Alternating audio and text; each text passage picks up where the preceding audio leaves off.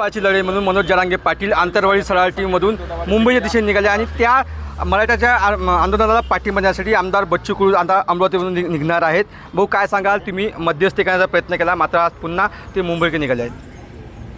नाही, जे काही त्यांनी आत्तापर्यंत आंदोलन केलं त्याला बऱ्यापैकी यश प्राप्त झालं। सरकारनं सगळ्या गोष्टी धोरणात्मक गोष्टी सगळ्या मान्य केलेल्या आहे। 3-4 वेळा त्यांनी दुरुस्ती सांगितल्या, त्या दुरुस्तीसुद्धा मान्य केल्या। मला वाटतं एक धोरणात्मक जे काही अधिसूचना काढायला पाहिजे ते लगेच काढून जरांगे पाटीलांना जे वाटतं ही महत्त्वाचं आहे ते करून दुरुस्त करून घ्यावी, जेणेकरून समाजाचं त्यामध्ये भलं होईल।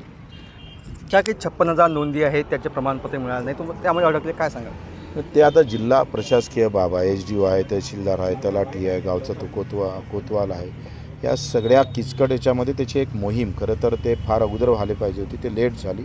आता तातडीनं सरकारनं तशा प्रकारचे निर्देश दिले पण त्याला अजूनही पाहिजे तशी गती आली नाही।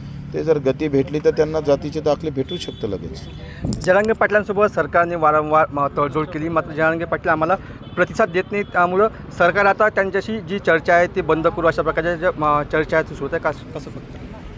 नाही, आखरी कसं आहे का राज्यामध्ये शांतता ठेवण्यासाठी सरकारला 2 पावलं मागावं लागेल आणि पाटील साहेबांना सुद्धा, आणि असं करून समाजाचं भलं कसं होईल त्याकडे खरं तर आपण पावलं उचलले पाहिजे।